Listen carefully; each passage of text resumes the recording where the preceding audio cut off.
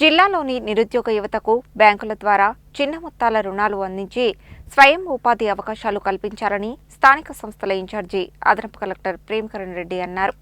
నిరుద్యోగులకు 50,000 రూపాయల నుండి ₹1,00,000 వరకు చిన్న రుణాలు మంజూరు చేసి వారు స్వయం ఉపాధి కార్యక్రమాలు ప్రారంభించేందుకు బ్యాంకర్లు సహకరించాలని అన్నారు.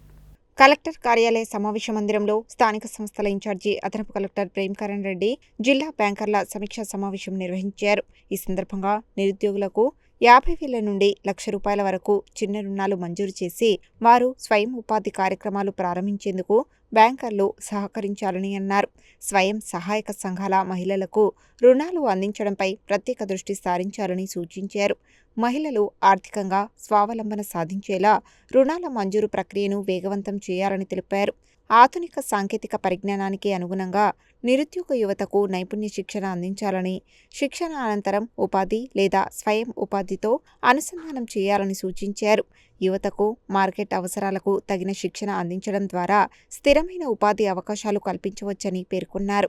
వచ్చే ఆర్థిక సంవత్సరం మార్చి నాటికి నిర్దేశించిన రుణ లక్ష్యాలను పూర్తి స్థాయిలో చేరుకోవాలని బ్యాంకర్లు, సంబంధిత శాఖల అధికారులు సమన్వయంతో పనిచేయాలని ఆదేశించారు. పెండింగ్లో ఉన్న వివిధ కార్పొరేషన్ రుణాలను కూడా త్వరితగతిన విడుదల చేయాలని సూచించారు.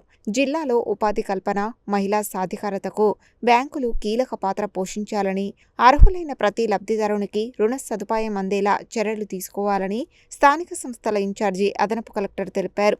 ఈ సమావేశంలో జిల్లా గ్రామీణ అభివృద్ధి అధికారి పీడి శేఖర్ రెడ్డి, వెటర్నరీ అధికారి రమేష్, ఆర్బీఐ బ్యాంక్ అధికారి ప్రమోద్, బ్యాంక్ అధికారులు, జిల్లా అధికారులు పాల్గొన్నారు.